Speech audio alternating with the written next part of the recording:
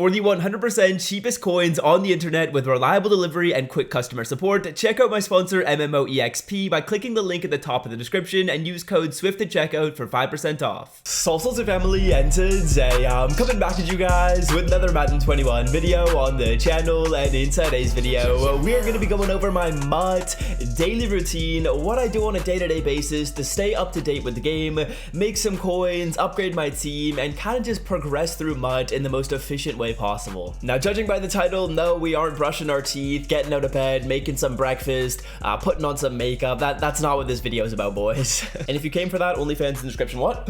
Stop it. Get some help.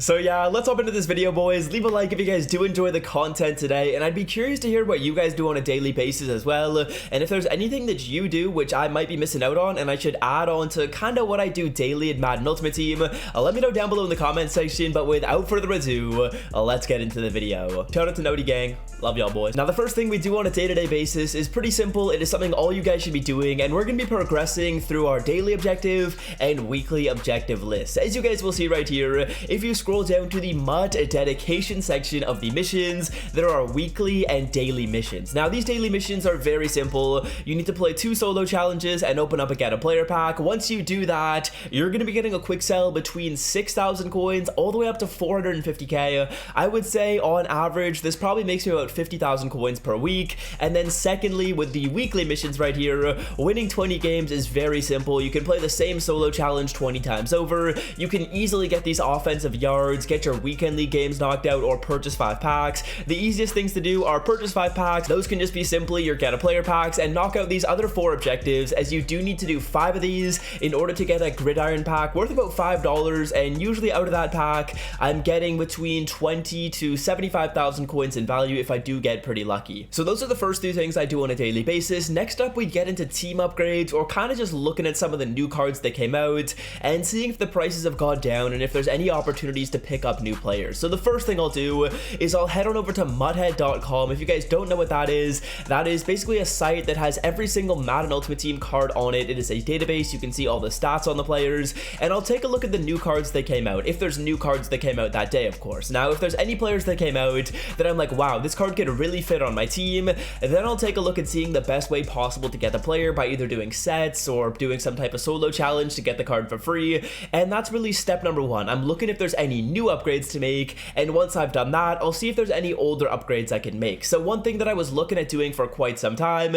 is I was looking at picking up a couple of offensive linemen, which were Quentin Nelson, Brandon Sheriff, and Jack Conklin. And essentially what I did is I would monitor the prices and see the best day possible to make these purchases. When training was really inexpensive, I was able to snipe training at a really good deal and roll into the Team of the Year fantasy pack. So that's kind of what I'll do. I'll take a look and see if there's any players that are new that I want. Then I'll see if any of the players that I kind of have on my watch list have gone down in price a little bit, and if I get a yes for either of those 2 options, we're going and getting the players and we're making some upgrades. So that's kind of what I'll do on a day-to-day basis when it comes to team upgrades and just looking at my team. I'm not making upgrades every day. I'm only doing this when I see a good price or I see a good opportunity, and that's kind of what I've been able to do to remain relatively frugal through my no money spent journey and still have a solid and competitive team. Now, after I've done that, I'll do a little bit of binder clearing. So I'll hop into my binder right here, and I keep a very tidy ship in the binder. As you guys can see, we only have 63 items in here, so almost none. I have basically no players in here that don't have a role on my team or aren't in my lineup left over in my binder. That's very important, because if you guys have like 500 or 200 items,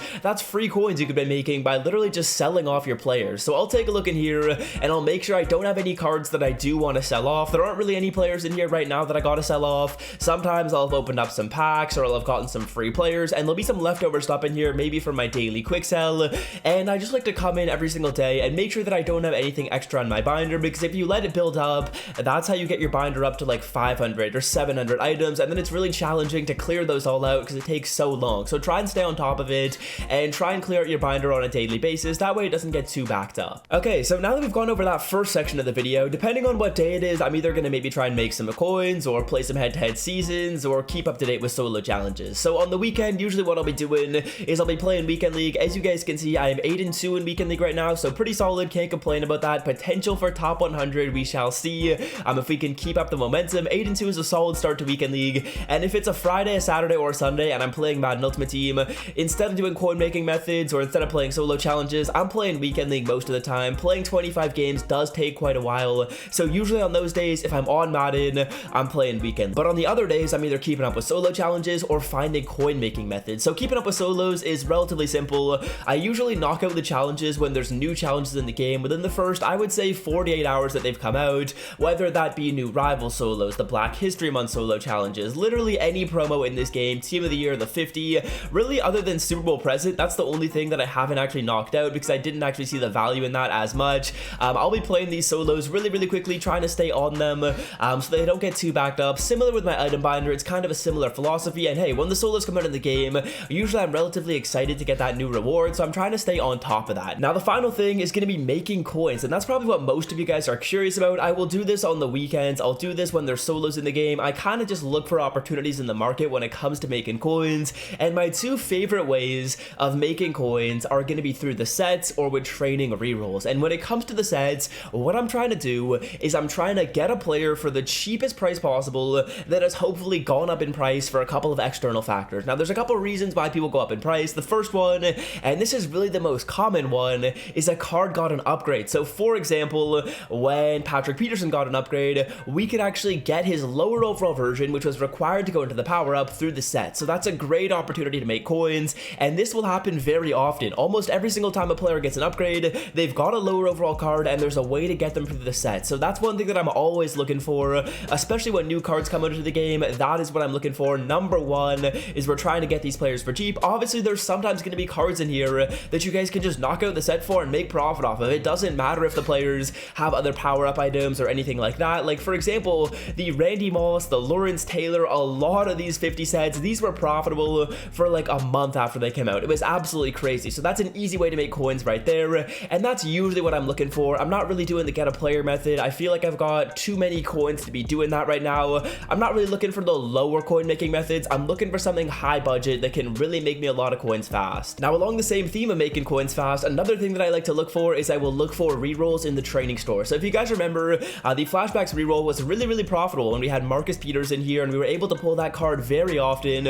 I made about 1.5 million coins in 2 days by doing that flashback reroll. And when it comes to these rolls, essentially what I'm doing is I'm seeing, okay, is training down in price? Are there any cards out of these packs that people really want that have gone up? And that's how you can really make a profit, because the Marcus Peters roll actually was really great because of the fact that training had plummeted and Peters just got an upgrade. So both factors were in play, and that's how I was able to make a 1.5 milli in like 2 days. But you guys can look through here for rolls. I would say that these packs have actually been nerfed a little bit, and I don't want to say it was because of me, but I will say that I was one of the first people on YouTube who noticed that if there was a dash bar, so like 89 to 91 overall, you had the same odds at pulling every player. And then since I mentioned that with the Marcus Peters reroll and the heavyweight reroll, EA has been changing all of these packs slowly but surely to just have a plus sign, so that's really frustrating.